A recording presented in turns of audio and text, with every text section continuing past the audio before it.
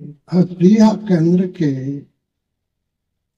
वार्षिक सत्संग, प्रथम वार्षिक सत्संग पधारे हैं। इसकी आवश्यकता क्या है? हमारे हरिओम बाबा सारे परिवार के साथ तन मन धन से इसका प्रचार कर रहे हैं। कुछ तो कारण होगा।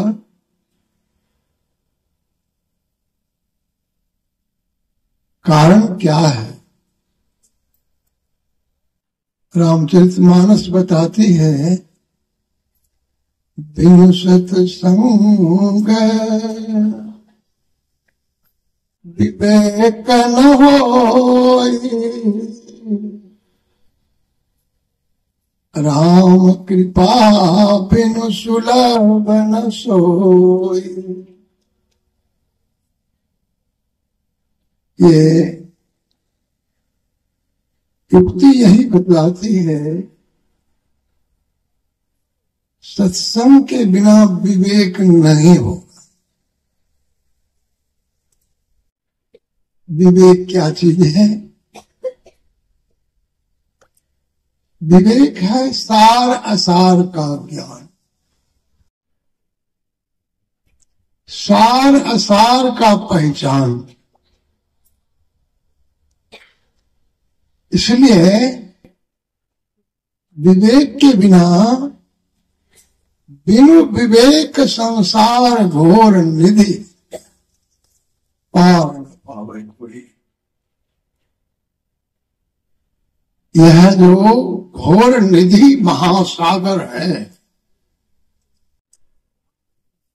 इसी पार कोई नहीं पा सकता है। इसलिए सत्संगति मुद मंगल मूला, मंगल और आनंद का सत्संग जड़ है, सोई फल सिद्धि, वह फल है। और सब साधन जुटा, जितने साधन संसार में जुटा लो, फूल है। इसलिए सत्संग की महिमा सारे विषयों में, मनुष्यों ने, संतों ने, विद्वानों ने और सभी ग्रंथों ने गाया है।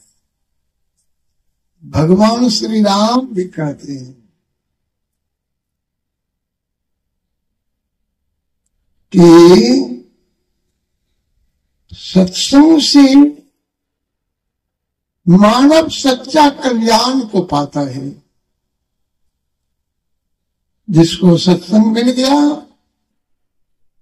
मानव जन्म बड़े भाग्य से मिलने का उसे लाभ प्राप्त हो गया। बड़े भाग पाइए सत्संगा, बिनहि प्रयास होई भव भंगा। सत्संग से बहुत सारा प्रयास नहीं करना पड़ता है। बिना ही प्रयास, प्रयास शब्द संसार की कोई वस्तु जुटाने की जरूरत नहीं है। हम संसार की वस्तु को जुटाना चाहते हैं, उससे नहीं होगा काम। करना क्या होगा? मात्र अभी वेद मंत्र से सुन रहे थे कि करना यही होगा, इस संसार के दुखों से छूटने के लिए प्रथमम ध्येयम, यानी सबसे पहले बुद्धि योग। बुद्धि योग, ज्ञान योग। ज्ञान योग का अर्थ होता है सत्संग। सत्संग के बिना आपको शांति नहीं, कल्याण नहीं। सत्संग पूरे संतों का, यानी पहुंचे हुए संतों का जो है ना, वसीले संतों का संग करना, अर्थात संत जो पूर्ण शांति को प्राप्त कर लिया उनका संग, ये हम लोग सुना रहे हैं।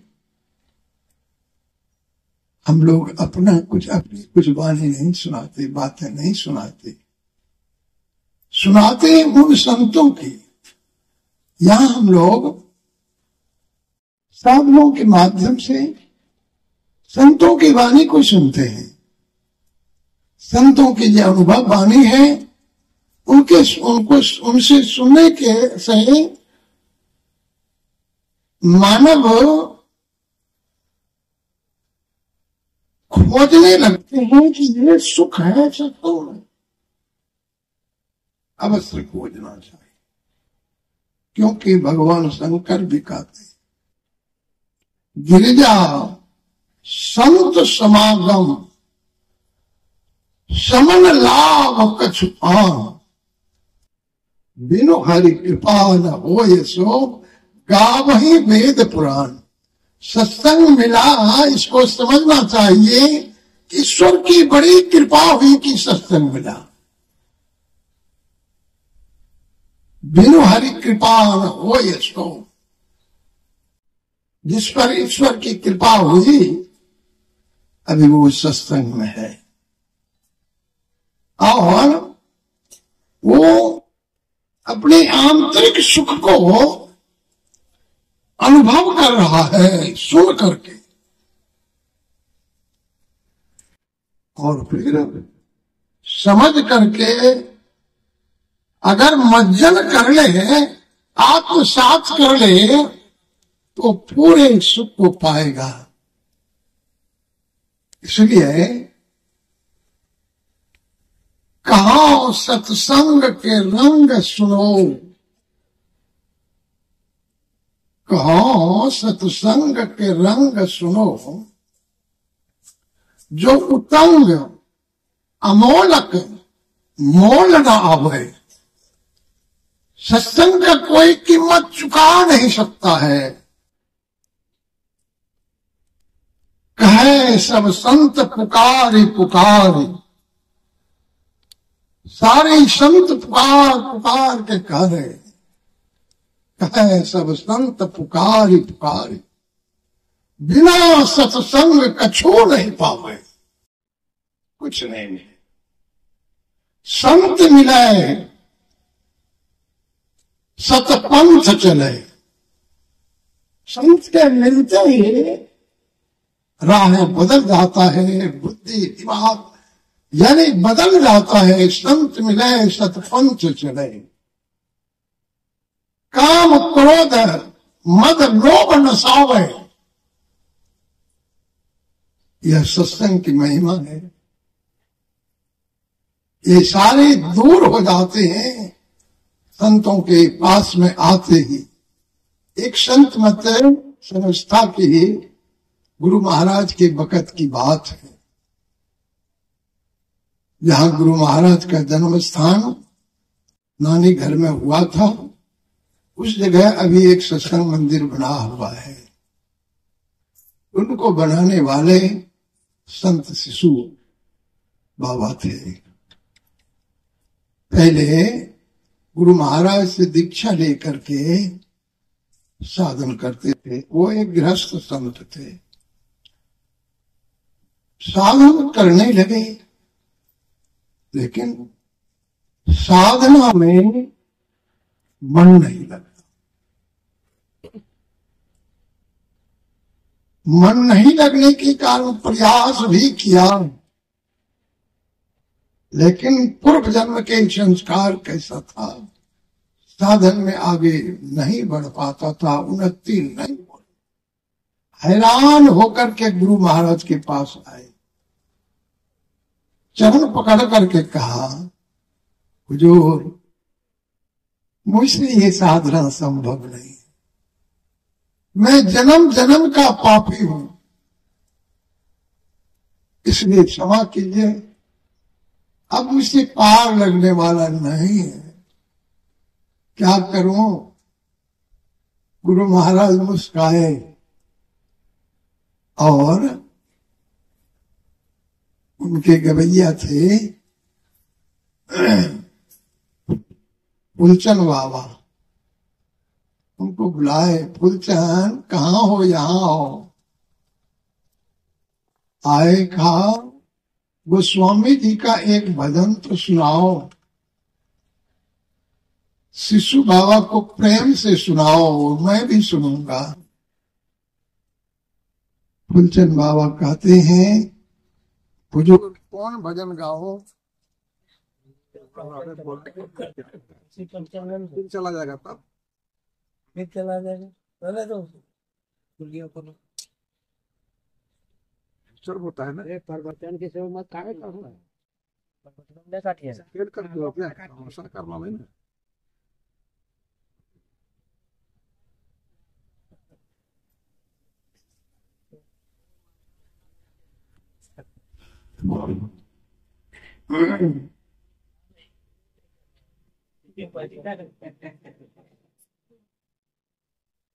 हम लोगों की भी वो स्थिति हो जाती है,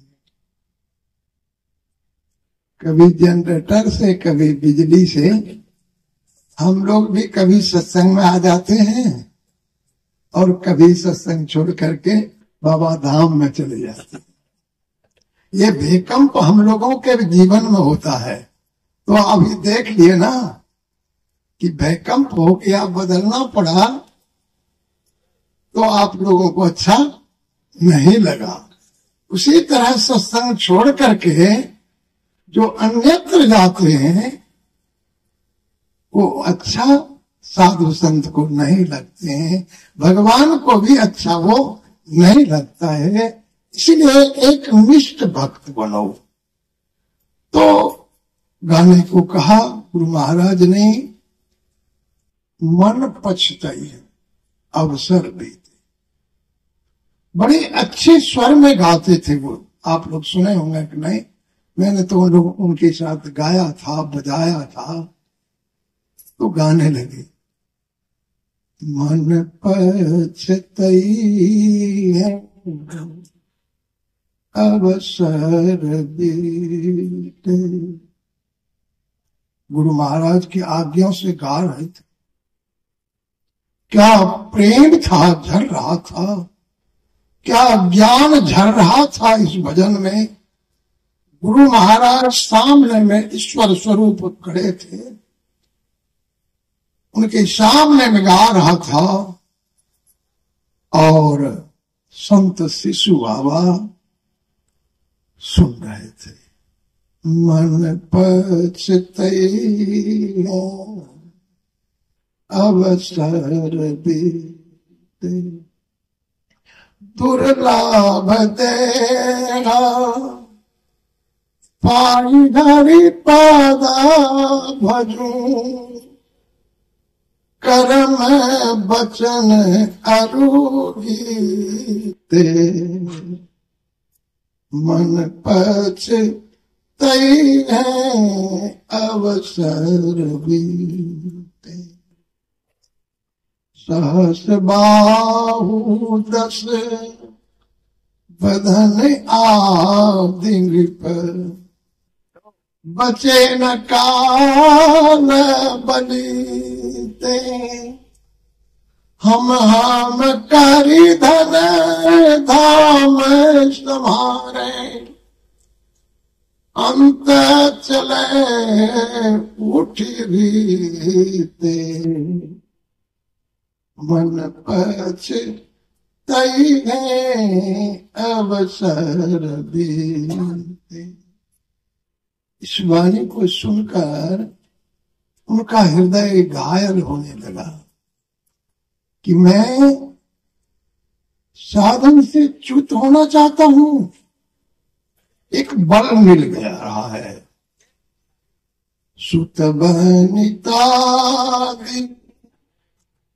जाने स्वरथ रथ, ना करुणे सब गीते। अंतम तो ही तजेंगे पामर, तू ना तजे अब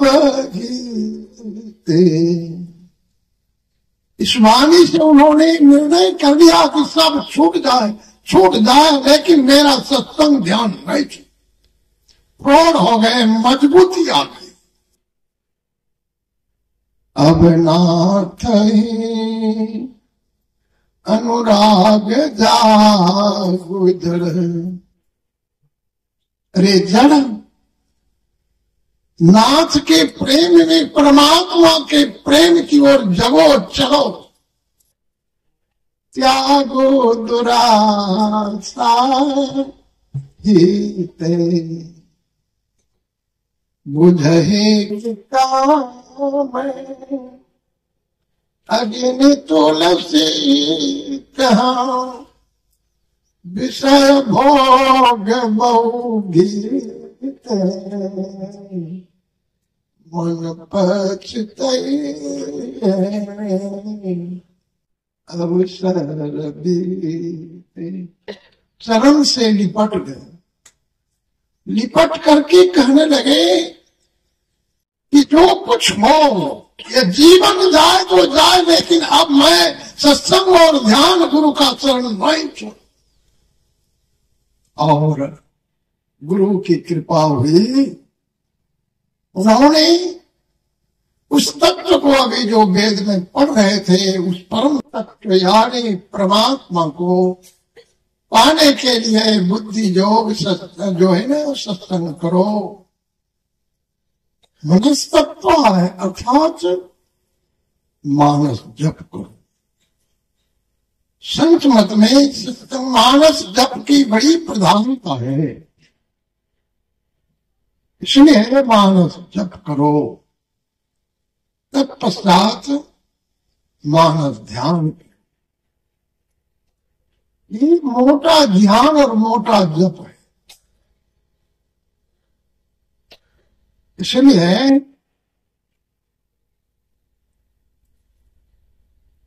सबसे पहले गुरु भक्ति दृढ़ के करो, गुरु मंत्र का जप और गुरु रूप का ध्यान। गुरु भक्ति दृढ़ के करो, पीछे और उपाय, फिर पीछे और है उपाय, आगे क्या है?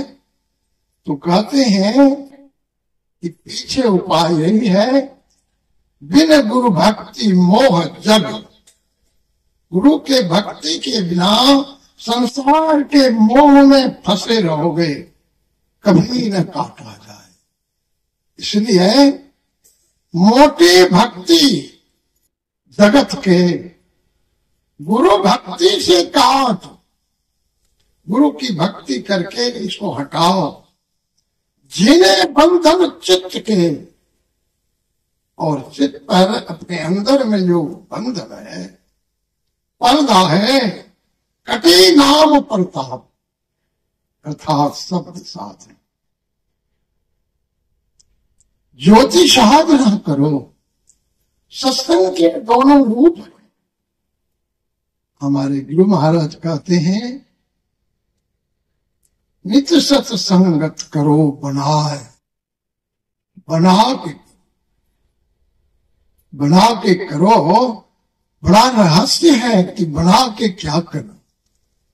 नित्य सत्संगत करो बनाए, अंतर बाहर दो विधि, दोनों विधि को बना के करो। जब सुनते समय मन में कुछ भी बात नहीं आवे। कैसे सुने? मृग जो सुनत नाद श्रवण सो कहे, मृगा को बहे लिया फंसाने के लिए टटिया का घर बना करके अंदर से शब्द सुनाता है मुरली की। उस ध्वनि को सुन करके मृगा आती है, और ध्वनि में मन को जोड़ करके वह क्या होता है, टटिया में अपना बल दे देता है, श्रवण करने लगता है, संसार को भूल जाते। देखा कि टटिया में वजन आ गया है, टटिया को गिरा देता है। मृग गिर जाता है, उसे ठेहुड़ा नहीं होता, उठ नहीं सकता। अब पकड़ के ले आता, उनके सींग उखाड़े जाते, खाल छुड़ाए जाते, बड़ा कष्ट होता।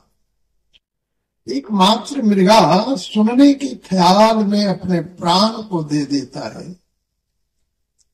हम लोग सुन करके नाग रीझ तन देत मृग नरधन हेत समय ते रहीम पशु ते अधिकार रीझों का चुना दे। अर्थात इस प्रकार रीझ सत्संग श्रवण, यह क्या है? सत्संग जो श्रवण करता है, संतों की वाणी को अपने अंदर में अनुभव करता है, वो संतों के मिलन की आदि मुलाकात होता है। इसलिए खूब अच्छा से हम लोग श्रवण करें। उस समय सुनते समय यहां तक कहा है, संत महात्मा लोग बताते हैं, हील डोल तज सूरत स्थिर करी। सूरत को इस प्रकार से स्थिर से सुनना चाहिए। ये श्रवण में बड़ा ही लाभ है। जो सुनता है ठीक से इस बात को, उसमें जिनके बारे में सुनते हैं उनका गुण आ जाता है उनमें। एक गांव में श्रीमद् भागवत की कथा होती थी। भक्ति की रसज्ञ एक माता थी उस गांव में, लेकिन उनके घर वाले बिल्कुल विपरीत थे। उसे जाने से मना करते थे कि पहले भोजन बना के सबके खिला लो, समय बचेगा तो जाओ। लेकिन समय क्या बचेगा, सब समाप्त हो जाता था भागवत। तो क्या करता था, वो क्या करती थी, एक उनके बड़े भाई का लड़का था, उनको भेज देता था, जाओ बाबू तुम सुन करके मुझे सुना देना, लिख करके भी मुझे पढ़ा देना, इस प्रकार से जाओ। उसे बड़े अच्छे से प्रेम श्रद्धा के साथ भोजन करा के भागवत भेजती थी, और वो रोज आकर के सुनाते थे अपने चाची को। एक दिन चाची भोजन बना रही थी, भोजन का करीब करीब समाप्त हो गया, उसी समय वो आ गए। कहा, आ गया बाबू, सुनाओ आज की प्रसंग में तूने क्या सुनाया, क्या सुनाया? वो कहने लगे, चाची आज के प्रसंग में भगवान कृष्ण को माता ने उनको उखल में बांध दिया था, रस्सी से बांध दिया। का रस्सी कहाँ बांधा था? का पेट में, उधर का पेट में बांध दिया माँ ने। ऐसी निष्ठुर माँ हो गई। कहा कुछ भगवान कृष्ण ने हरकत डाला था, उसी पर पेट में रस्सी बांध करके उखल में बांध दिया। कहा तब क्या हुआ? कहा यशोदा ने जो है मक्खन जो है ना बचने लगी। उस प्रकार से भगवान ने ये अवसर देख करके वो गुड़कने लगे। जब गुड़कने लगे तो उखल उसके पीछे पीछे गुड़कने लगा। कहा भगवान को उससे कभी दाब तो नहीं पड़ा उखल से? कहा नहीं, कुछ बड़ी रस्सी थी। अच्छा लेते लेते तब क्या हुआ? का गेट के पार हो गए। अब मैया लगी थी घी मथने में, मक्खन मथने में लगी थी, उधर ध्यान नहीं पड़ा, और वो दरवाजा से भगवान पार हो गए घुड़कते घुड़कते। कहा तब क्या हुआ? का क्या कहूं चाची, एक असंभव बात हो गई। कहा क्या?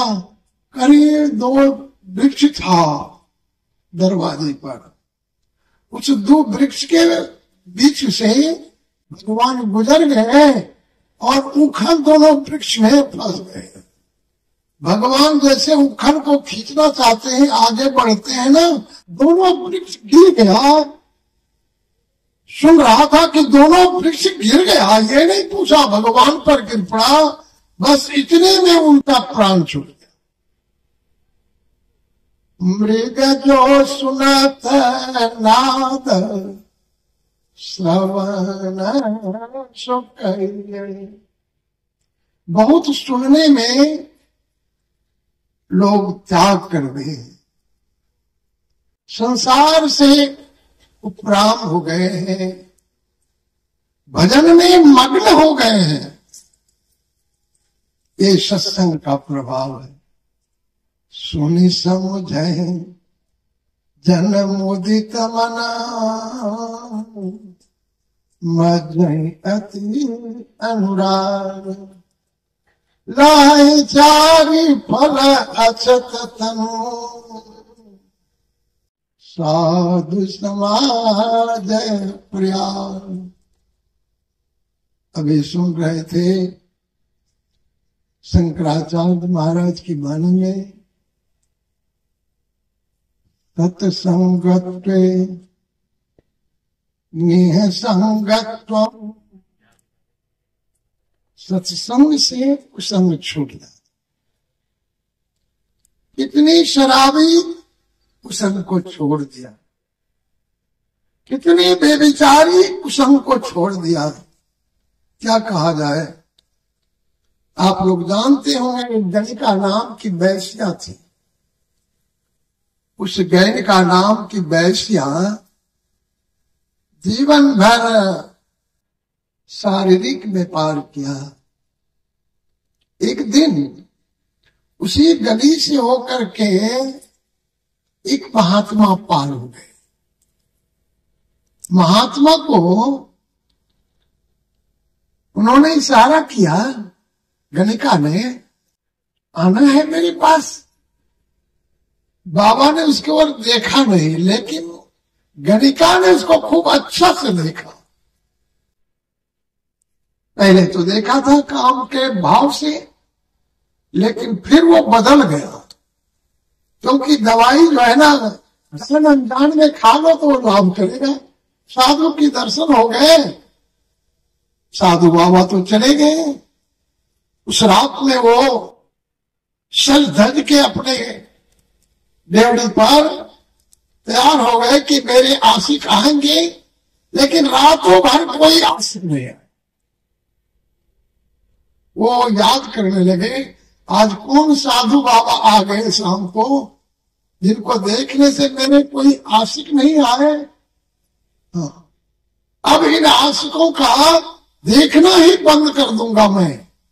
उनको ज्ञान होने लगा, ये आशिक जो मेरे हैं, ये कोई मेरा नहीं है। इसलिए देखिए, साधु का जरा दर्शन किया, उनके मन पवित्र होने लगे और कहा, आज दिन से सारी व्यापार मैं छोड़ दूंगी और गुरु के शरण में चले। यह है साधु के दर्शन का, साधु के स्पर्शन का, साधु के समागम का बड़ा लाभ है। जे दरस परस समागमादिक पाप रास, सारे पाप के यहाँ बैठते हैं। मैं गुरु महाराज के सामने बैठता था, तबला वबला बजाते थे, कभी उनको देखते थे, देखते मन में एक तूफान होता था कि मुझे भी अपनी तरह बना लो।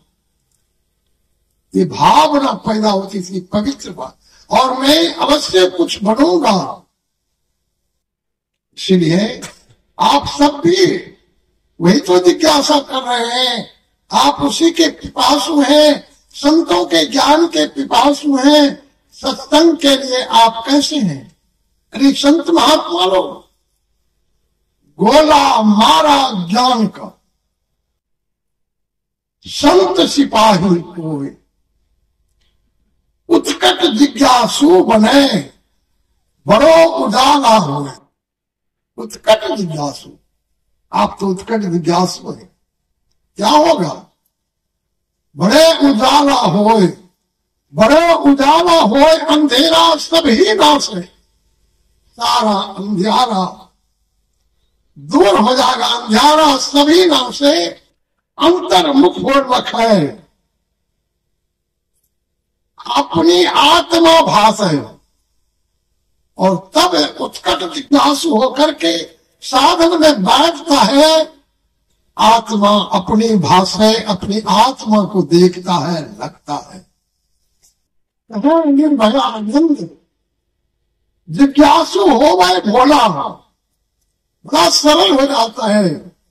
संत सिपाही कोई ज्ञान का मारे बोला, ये है संत सिपाही जो ज्ञान के गोला मारते हैं और जिज्ञासुओं को जो है ना पिपासा की प्यास को दूर कर देते हैं।